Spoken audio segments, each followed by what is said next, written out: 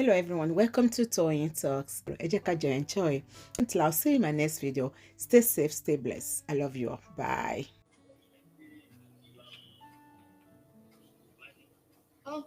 Gbọ́ yín o. Gbọ́ yín o. Ẹ kí n bá yín tún. Hello. À ń gbọ́ yín báyìí. Ṣé tí rí mi ò kàn lọ́wọ́ mi lọ sọ wípé ẹ̀yin gbọ́ngàn mo fẹ́ ṣàdúrà fún. Ṣé ìjọba program bẹ́ẹ̀ program yẹn àwọn ọ̀rọ̀ tẹ́ kan sọ yẹn èmi gan mo kàn wá pé ìyá pẹ́ṣẹ̀ wá yìí Yorùbá òye kọ́ ni o òjíṣẹ́ Ọlọ́run kọ́ ni tọ́lọ́ dídì ṣẹ̀dá yín ẹ̀kọ́ tẹ́lẹ̀ pọ́n ọlọ́kọ̀dá yín ó dá yín ó ṣẹ̀dá yín ó dẹ̀ mọ̀ yín pé sílẹ̀ Yorùbá ni. Ṣé ìyá mi àdúrà lè fi máa ṣe fún yín? Ṣé tí wọ́n bá máa sọ̀rọ̀ bí ní dọ̀là gbogbo àṣà ẹ̀mí mọ̀ pé ìrètí tó ń bọ̀ lókè yìí tó a máa já sílẹ̀ ẹ̀mí mọ̀ pé gbogbo ẹnikẹ́ni tàbí ní obìnrin ó jọkùnrin ó jóbìnrin ó jọ ọmọdé jọpọ́njọ́ tó ọgbọ́n ọ̀dẹ̀ fi kọ̀ọ̀kan wẹ̀ jọpọ́njọ́ ọ̀dẹ̀ fi ẹsẹ̀ tẹ́lẹ̀ tó sọ fún fẹ́ gbàbọ̀dì fún alẹ́ Yorùbá èmi mọ̀ pé alálẹ̀ ilẹ̀ Yorùbá gbogbo àwọn òṣà ilẹ̀ Yorùbá gbogbo àwọn tó yẹ pé wọ́n ti fi òótọ́ wọ́n ti fi pinlẹ̀ Yorùbá ìtàwọn kan wá dìde tó sọ pé torí owó àwọn fẹ́ kó ọ̀tá wa lọ sínú oko ẹrú gbogbo wọn ò bá fẹ́ jẹ wọn wẹ̀ ìyá mi ó dàbọ̀. Èkó gangan Èkó and Ọ̀yọ́ has been surrounded by àwọn tí wọ́n gbóná nínú wọn. Other states náà tí wọ́n ti wà surrounded but Èkó àti Ọ̀yọ́ náà àwọn Mabuda àwọn yẹn wà ní Kwara State. Mabuda, the new terrorist group in Nigeria, are now in Kwara State. Ẹ bá wa gbóhùn sókè sá.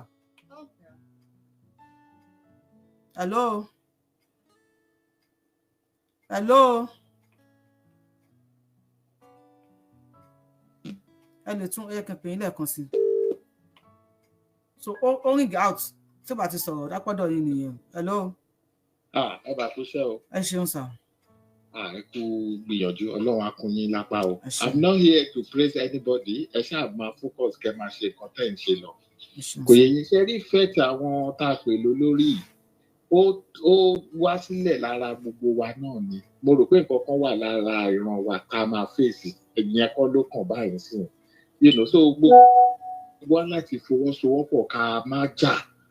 Ṣé tí wọ́n rí àwọn tó ń ta sí àwọn pípù yìí èmi believe pé kí wọ́n máa ta sí wọn ẹ jẹ́ ká gbójú kúrò because àwọn ọba yóò sí fún wa kò yé yín so àárín wọn ògùn wọn pretend wọn ò dẹ̀ ní ìgbésẹ̀ fún wa it is not our own gbogbo nǹkan tí wọ́n ṣe ń ṣètò olóṣèlú ni because tẹ́ bá wò dáadáa gbogbo politicians yìí ló mú wọn débẹ̀ kò yé yín so it is the politicians ni wọ́n support they are not for our indigenous so nǹkan tí mo fẹ́ kó yé gbogbo wa nìyẹn kò yẹ ká máa bá wọn dá sí ibẹ̀ yẹn tá Ọlọ́run bá jà fún wa because kíní ó ti dé tán o because ẹ̀sìn à ń sọ̀rọ̀ alálẹ̀ àwọn leader alálẹ̀ ìṣe ẹ̀ wo tí wọ́n fèsì gan Ọlọ́run á gbà wá o ẹ jọ̀ọ́ mo kàn ní kí n kí yín ni ẹ ṣeun. ẹ ṣe gbọ́n dúpẹ́ ṣe.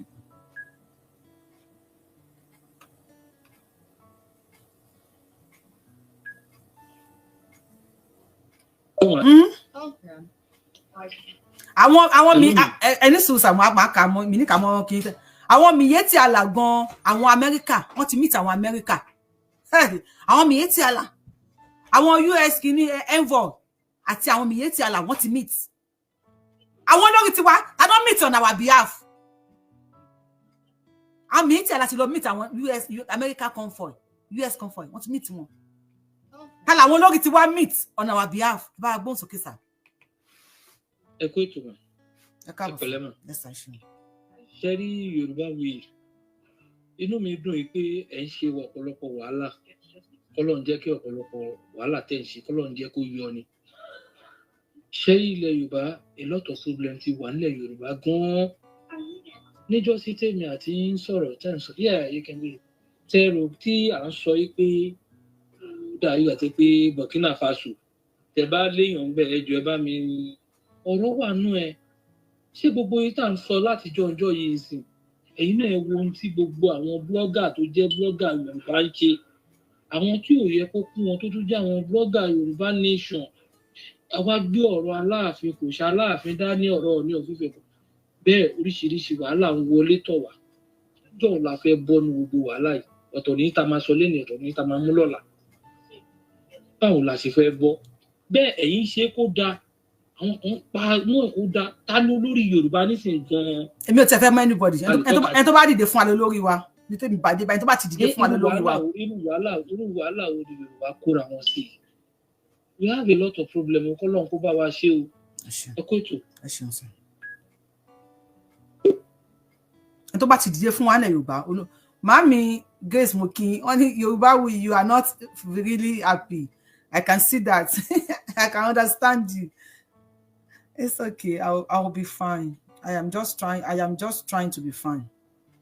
I am trying to be fine because nǹkan tẹ́yìn wọn rí nísìn ẹ̀tẹ́ wà nínú platform bóyá lè bá mi sọ fún wọn àwọn tí wọ́n lọ bẹ́ orí wọn níjẹta ẹ bá wa gbóhùn sókè sàn. Ìyá Yorùbáwùyí. Ẹ ṣeun sàn. Lóòótọ́ akóló àsọ̀rọ̀ bóyá àpò bàbá ẹ rí bí mi ṣe wo kìíní yìí wọ́n wòye pé ẹ bá wo Ọọ̀ni àti Aláàfin they are playing politics for us. One look at the advantage of foundation. That's why I look at it.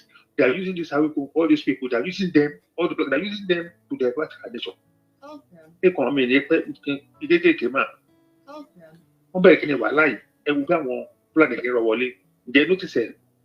Yes, time tó bẹ̀rẹ̀. Tó ti bẹ̀rẹ̀ wàhálà yìí. Àwọn Fúlàní yẹn wọ́n á rọ wọlé dáadáa. Wọ́n distract wa. Ọlọ́run ló máa mú gbogbo ẹ̀ tẹ̀ ń jà fún. Wọ́n ti divert attention wa. We believe pé àti President Tinubu Aláàfin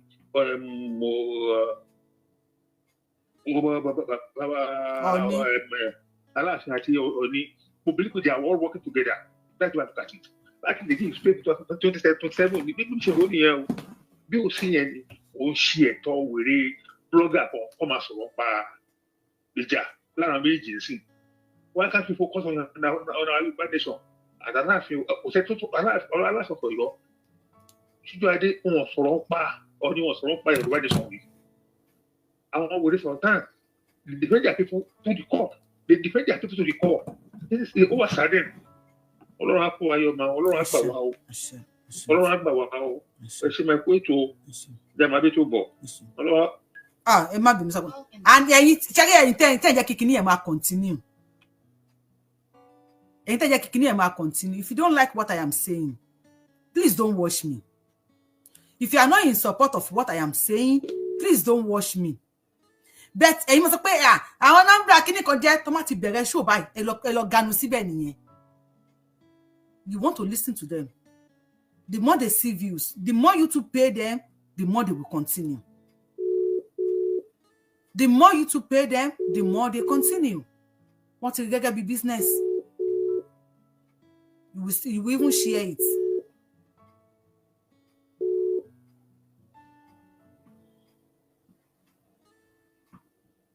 Àti pé yín ẹ gbé bóyá kẹ́ pè padà o. Tó bá ti gbé bí ẹ máa pè padà.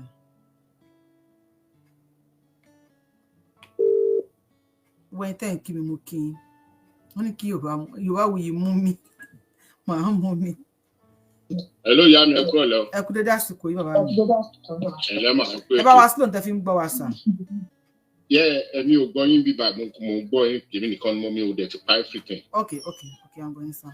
Ṣé rí àwọn èèyàn confuse èèyàn lórí program. First of all, wọ́n láwọn Yorùbá nation ló ń sọ̀rọ̀ Aláàfin àti Ọọ̀ni of Ifẹ̀. Yorùbá nation àwọn Yorùbá nation media wo ni wọ́n rí tó ń sọ̀rọ̀ yẹn? Ṣé Admoruf ṣé yẹ pẹ̀lú àwọn media Yorùbá nation ni? Ẹ má dárúkọ anybody. Mi ìfẹ́ kẹ́ dárúkọ anybody. Ẹ má bínú. All right. Èmi ò tí ì rí Yorùbá nation media kankan tó ń sọ̀rọ̀ Aláàfin Ọ̀yọ́ àbí Ọọ̀ni of Ifẹ̀. Because èmi ò rí ìtó kan Yorùbá nation pẹ̀lú ọ̀rọ̀ àwọn people yìí. Ìyàtọ̀ wà ń bẹ̀. Àwọn ọba tó bá ríra wọn kọjọ máa fà á because èmi ò mọṣẹ́ ọba gangan nílẹ̀ Yorùbá. Ẹ má jẹ́ kí anybody convince ọ̀rọ̀ tó wà nílẹ̀. Yorùbá nation ọ̀tọ̀ làwọn tó ń ṣiṣẹ́ yẹn. So àwọn tó dẹ̀ ń ṣiṣẹ́ ọ̀rọ̀ Yorùbá nation wọn ò ṣiṣẹ́ ọba. So kí anybody mọ̀ ọ̀rọ̀ tó wà nílẹ̀. The parish priest of St. Ignatius. Ẹ̀yà àbàlọ́n. Because nǹkan tó wà nílẹ̀ ń sìn ó ju gbogbo ọ̀rọ̀ eléyìí ọ̀rọ̀ ọba ọ̀rọ̀ nǹkan kan ó ju gbogbo yẹn lọ gbogbo wọn tó kẹwàá Nàìjíríà bẹ́ẹ̀ tó ń sọ̀rọ̀ ọba tó ń sọ̀rọ̀ oníyà wọn ló máa jẹ́ tó jù oníyà wọn ló máa jẹ́ tó jù ẹ ṣáà jẹ́ ká focus lórí nǹkan tí à ń bá lọ yìí Ọlọ́run ọba Elédùmarè á bá gbogbo wa ṣe àní dààmú ọ̀rọ̀ ìjà òmìnira kì í ṣe nǹkan tó easy everybody knows that ẹni tó bá dẹ̀ ń fẹ́ kó ṣẹlẹ̀ lójúmọ́ kó bọ́ síta kó lọ ṣe ọgbọ́n gbọ́tà àwọn bàbá ẹ̀ fi ń tò ó tẹ̀lé anybody lọ́rùn kọ́ ọ̀rá máa tò wọ́n mọ nǹkan tó ń ṣe ẹni tí tiẹ̀ bá dẹ̀ tó bá dẹ̀ mọ̀ pé òun fẹ́ ṣe lọ́sọ̀kan òru kan anybody ló lè ṣe kò ń ṣe dandan kó tó jẹ́ nìkan tó bá ti lè ṣe kó gbọ́ ọ̀sán kò ṣáà lè láwọn tó kù tó bó ṣe rí ni ẹ máa bẹ́ tó gba àní dààmú. ẹ ṣeun sà.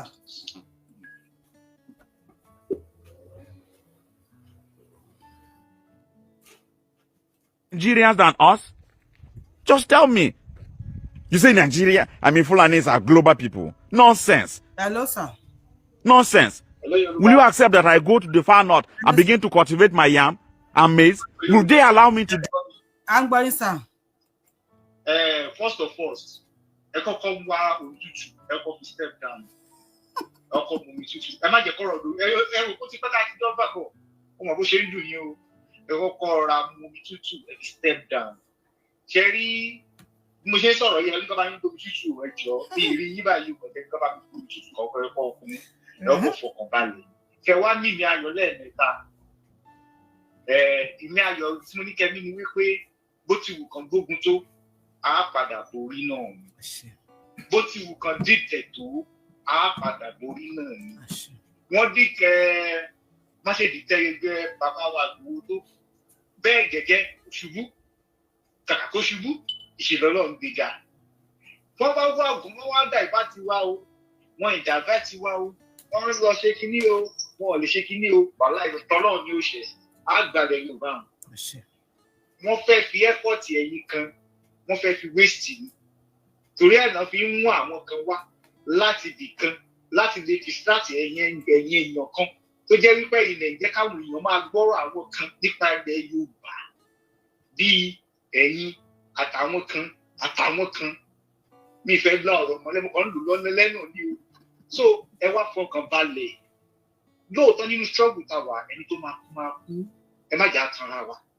kó tó wá dé kó pọ̀ jù báyìí lọ òun ni mo fi sọ wípé kẹ́ ẹ fọkàn balẹ̀ wọn ò lè ṣe ju ìtọ́ tí ń ṣe náà ìtẹ́lẹ̀ lọ we have seen all their strategy pé wọ́n máa ń lo diversion fún wa láti ilẹ̀ diversion náà lọ́dọ̀ fún wa títí tàbí dé position tá a wà so wọ́n ti ti mọ̀ pé as another thing is coming around the corner that can break up everything kò sí bí wọ́n ṣe ní méde wá ẹ fọkàn balẹ̀ wọ́n gapá bọ́ o wọ́n gapá bọ́ o nígbà táwa náà bá bẹ̀rẹ̀ tiwa ó máa jù báyìí lọ people will wake up ó kàn ń sọmọ olókùn bẹ́ẹ̀ ni bẹ́ẹ̀ ṣe ń sọ yìí mo mọ̀ ó ń ka yín lára ó ń dùn yìí pé bẹ́ẹ̀ bí ìpèkìlẹ̀ Yorùbá yẹn ti dé bí kẹ́ ti wà pé kẹ́ ti máa ṣe fàájì kẹ́ ti wọ́n gèlè yẹn kẹ́ máa lọ sí pàtí àmì ẹ fọkànbalẹ̀ Yorùbá wù yìí zozo ni wọ́n ọ̀tẹ́ ìgbé zozo kí àbúrò pé zozo ni wọ́n àwọn zobo ṣe àbọ̀ fáwọn zobo kan wà tó jẹ́ pé tẹ́ bá fún wọn báyìí tẹ́ bá ti já wọn sẹ́nu báyìí máa kàn fún wọn lọ ní straight a máa padà fún wọn ni wọ́n tó lè fún wàrà ni wọ́n lè wọ́n lè fún wàrà ni wọ́n lè gbogbo wà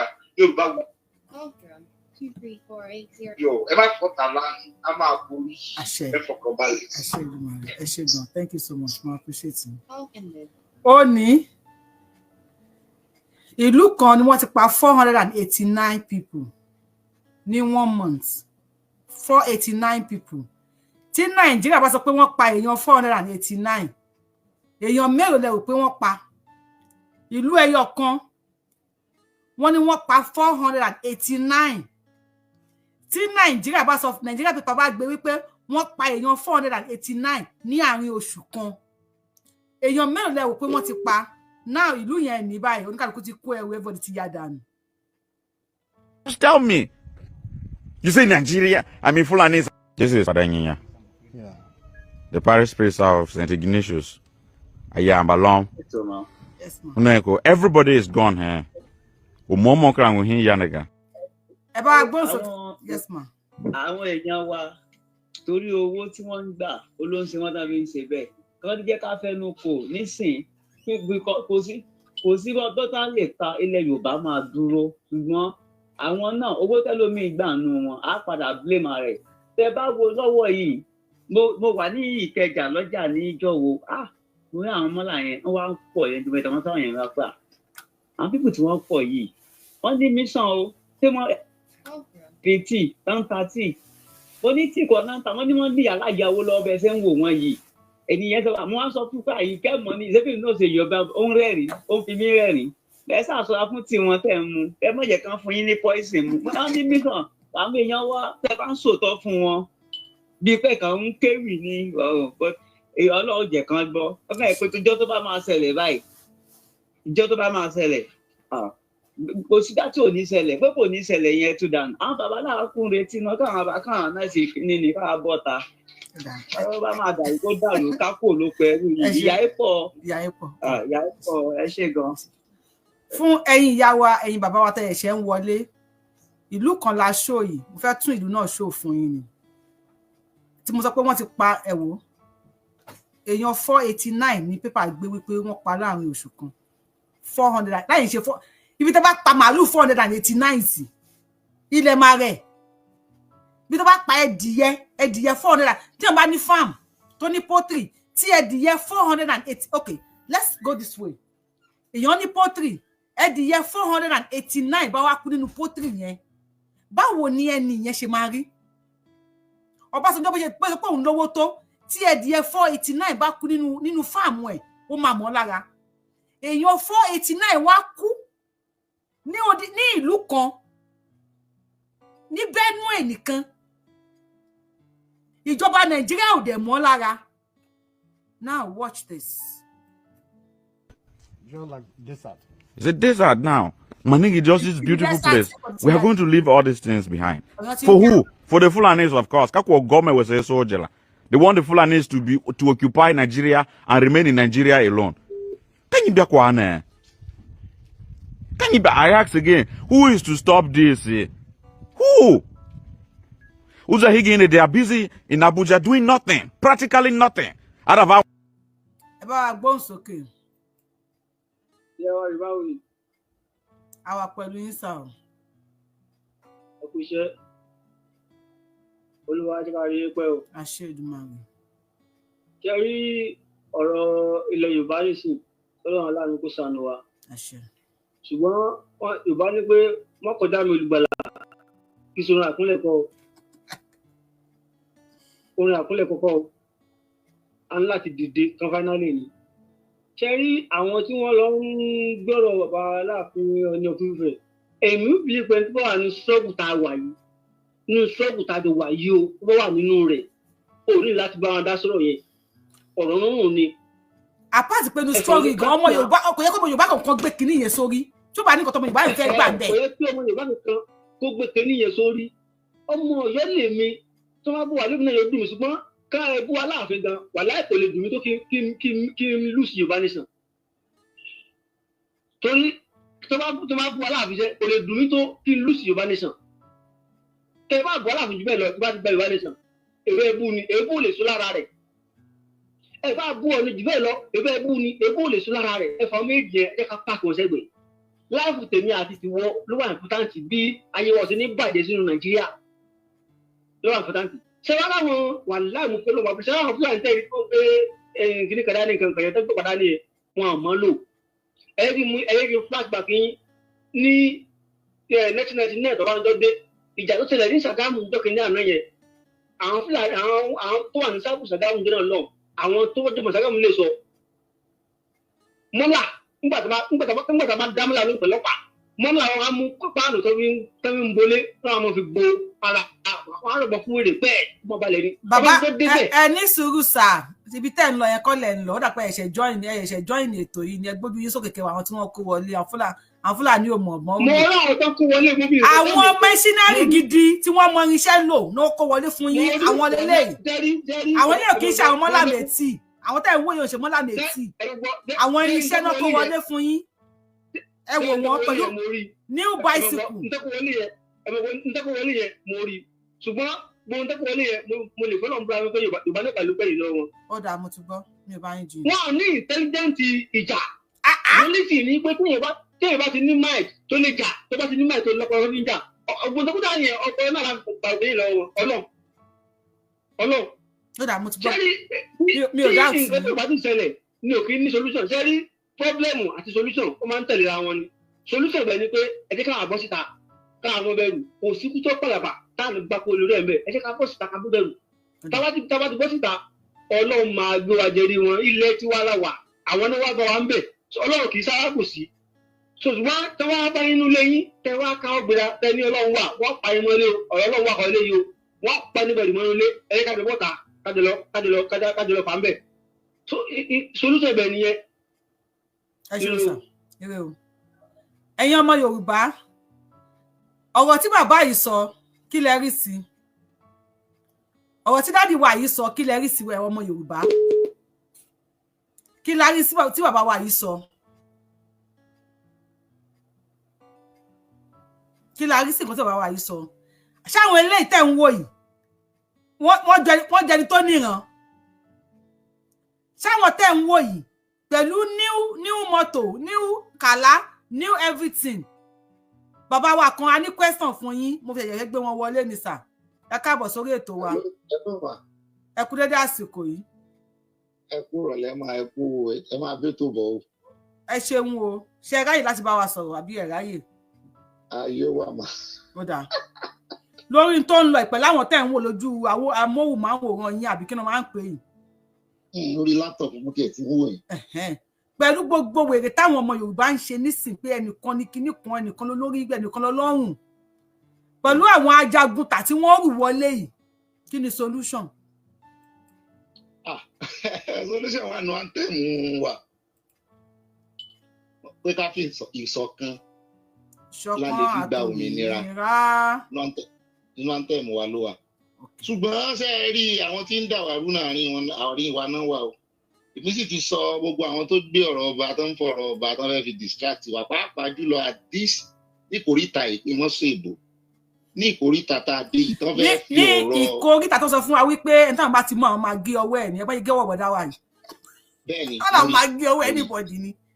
mo rí tẹ́ ẹ bá ti ẹ̀rí tó ń dán wò ní Benue ṣé ẹ rí tó máa fi Kwara dá lára sí ilẹ̀ Yorùbá wọ́n fẹ́ fi ránró ni o wọ́n ti ti ìdí ẹ̀sìn wọ́n ti fi gbà bọ̀dé sílẹ̀ Yorùbá ọ̀rẹ́dì tó ti yín báyìí wọ́n ti fi gbà bọ̀dé sílẹ̀ Yorùbá ọ̀rẹ́dì tó wo ọba tí ò bá ti bá lórí ọ̀rọ̀ Yorùbá ó má bá dọ́dọ̀ wa gbogbo ibi tí wọ́n ti rí ọba fín ó ti dá láàrin bá ti sọ adìyẹ kíní mọ́dì àgbàdo mọ́dì ó ti dá láàrin fín adìyẹ ọba tí ó ní supremacy jù lọ́ba tó dá sí ọ̀rọ̀ Yorùbá nation tí ò fi ìbò mọ́ bí Sátánì Sókótó tó ṣe wọ́n dá sí ọ̀rọ̀ àwọn aráàlú rẹ̀ àwọn Fúlàní rẹ̀ tó bọ́ ta sórí ẹ̀rọ ayélujára tó ní àwọn Fúlàní òun kò sọ̀rọ̀ nípa àwọn gangan ní terrorist ó lá àwọn tó ń lo ẹ̀rọ ayélujára ní terrorist. ó ní àwa tá à ń sọ̀rọ̀ lórí ayélujára ó láwa ní terrorist. orí ẹ̀ burú mọ̀ ni orí ẹ̀ burú lọ́rùn rẹ̀ ni ó pọ̀ ọ̀nà fẹ́ fi gbà ilẹ̀ Yorùbá mi ò mọ tán rí ń bẹ̀ bóyá lọ wo sẹ́ni o wípé nǹkan kan wà ń bẹ̀ o wọ́n ranjú mọ́ ilẹ̀ Yorùbá àti wípé n tó ń dùn wọ́n jù ni wípé táìmù àdá fún àjẹ̀ndà àwọn ti kọjá sọ̀rọ̀ pẹ̀lú ìyàbá ní àjẹ̀ndà tó ní plan àfi time sí pé by this social time àti máa achieve nǹkan báyìí wọ́n wà rí achieve. time tó ń dá ti kọjá bẹ́ẹ̀ ni. ẹ wo research tí mo ṣe sà tó mo fẹ́ gbé yín wọ ẹni ẹ̀ mọ̀ tí wọ́n rí nílẹ̀ Yorùbá níbi iṣẹ́ tí mo wà lóru mo ti ń ṣe research yìí Western Nigeria mo ní kí ni nǹkan tó wà ní Western Nigeria tó jẹ́ mineral resources. Western Nigeria possess a wide array of natural resources including petroleum, natural gas. Ẹ̀yin ọmọ Yorùbá tó wà nílẹ̀ yìí ni mo kà fún yín yìí òru ni mo ṣe research yẹn o. Petroleum, natural gas, minerals like gold. Wọ́n ti ń jí gold wa. Gold. Ẹ̀yin lẹ́ni gold o. Mami, ṣé ẹ rí fídíò kan tí arákùnrin yẹn mú gbé nínú fídíò kan tí arákùnrin kan ṣe nípa Mọ́pá náà ń pè ní Kogi. nílùú kan bẹ̀ wọ́n ní airstrip síbẹ̀ àwọn èèyàn ò dẹ̀ mọ̀ màmá kan kí ló ní. ó ní ọmọ Mọ̀pá lòun airstrip tí plane ti ń wọlé tó ń jáde. Ok èèyàn kọ́ sẹ̀dẹ̀ sí mi bí airport ní Kogi yẹn. Exactly bó ṣe wà káàkiri nìyẹn o bó ṣe ń jayé wọn rèé o kíní ó wà lẹ́kọ̀ọ́ ó ní island kan lẹ́kọ̀ọ́ mọ́tò kì í dé wọ́n mọ̀ máa ṣe ọ̀nà mọ́tò débẹ̀ ni ẹ lọ já mi wọ́n mọ̀ máa ṣe ọ̀nà mọ́tò débẹ̀ àwọn olórí ẹ̀sìn àwọn náà ní ilé ń bẹ̀ helicopter ló ń gbé wọn débẹ̀ gbogbo ohun tó bá ń lọ ń bẹ̀ dáadáa ni kò sí tó bí ìgbà téèyàn wà ní country nítorí ẹ̀ máa ń sọ pé country pọ̀ nínú Nàìjíríà. Country pọ̀ nínú Nàìjíríà even nínú Nàìjíríà àwọn bìkọ́ tẹ̀ pé wọ́n kì í ná náírà dọ́là ló máa ná. so ẹjọ́ ẹ jẹ́ ká sọ fún ọmọ Yorùbá pátápátá ẹ jẹ́ ká gbáradì rálì tó ń bọ̀ ẹni tí ò bá lè fẹnu sọ̀rọ̀ ó fojú sọ̀rọ̀ ẹni tí ò bá lè fojú sọ̀rọ̀ ó tọwọ́ bàpò ó sọ̀rọ̀ sókè kọ́mọ jẹ́ kéèyàn kankan dà wá lágbòmù o wọ́n sì máa ń ṣe fún ààrẹ o ẹ lọ wo Traoré o ẹ wo tí Traoré ń dá lára o ọmọ ọkọ rẹ o. that's the next wave of change tó ń fẹ́ atẹ́gùn ìyípadà tó ń fẹ́ láfíríkà nísìn. gbogbo olú lọ ti. ẹ wá mọ ok máa sọ gbogbo Yorùbá tẹ wá wo ẹntọ́lọ̀ ń fi hàn tó fi ṣaṣíwájú tẹ bá wo Sunday Igboho dáadáa ẹ rí i pé ògo rẹ̀ ju gbogbo ògo eléyìí lọ máa ní àgbà. àmọ́ yí ẹ. bẹ́ẹ̀ ni àmọ́ ya àlágbà ẹ̀ta òde kì í ṣe tinú nìkan wọ́n ti fi tinú lẹ̀ gan ní ìsìn wọ́n ti ṣe ẹ̀ta òde. ẹ̀ta mídù. ẹ̀ta àárín mọ́ mi ẹ̀ mọ́ bí tó bọ̀ mọ̀ ń gbádùn ni. ẹ ṣeun gan ni adúpẹ́ ẹni tó bá mọ ẹni tó bá wa sọ̀rọ̀ yẹn bá wa kọ orúkọ wọn sí comment section kẹ́ bá wa kí wọn dáadáa. àwọn ìyàwó yín wọ́n ti ń kọ sí comment section wọ́n ní káre ọkọ mi. ọjọ́ kan ká mi o. àwọn ìyàwó yín àwọn tó mọ̀ pé ìyàwó tó pọ̀ lẹ́ni àwọn ìyàwó yín ti ń kọ sí comment section. So àwọn kan tí ẹ ṣe God bless you too sir. Àwọn kan tí a ní nílẹ̀ Yorùbá tó máa ṣe jẹ́ kí wọ́n pa anybody tán tí a bá dìde òun ni mo fẹ́ kà fún yín according to my research tí mo ṣe ní òru mọ́jú. Western Nigeria possess a wide array of natural resources including petroleum. Owó kí náà ń kó jẹ ní Nàìjíríà owó epo wọn kó owó epo jẹ o ẹyọ subsidy o èyí lẹni petroleum. Natural gas èyí lẹni gas. Plane fẹ́ fò ní ìgbà fẹ́ ṣe gbá ní àwo fẹ́ ṣàwo ní ẹ̀yin lẹ́ni. Minerals like gold, Italian gold, Brazilian gold, Kinikan gold, Indian gold, China gold. Yet wọn níbi tí wọ́n ti mine gold nílùú wọn. Ẹ̀yin lẹ́ni iron, ẹni zinc, ẹni tin, any limestone, and you have arable land for agriculture, palm oil, cocoa, and name it lórí ilẹ̀ Yorùbá.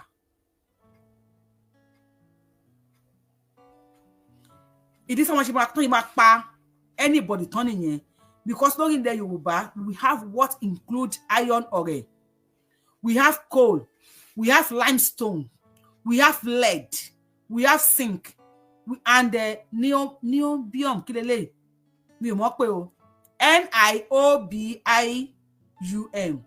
The region also benefit from a unique rainforest area known for its biodiversity. Yorùbáwùyí lórúkọ mi. Yorùbáwùyí ni mo ń jẹ́. Tó bá wọ̀n yín ẹ jẹ́ kí àwọn alárédè kan kí wọ́n kó bá yín. Thank you so much gbogbo ẹ̀yin tẹ́ wò mí. Ẹ ṣé mo dúpẹ́ ó ní ẹ ṣé ọlọ́kà ẹ̀ tẹ́ bá ti tẹ thumb up lórí show ẹ bá wa tẹ thumb up lórí ẹ̀ tẹ́ bá ti ṣe ẹ bá wa ṣe. I think gbogbo àwọn tó pè mí mo ti return call oníkálukú ṣó lè bọ̀ ṣe mo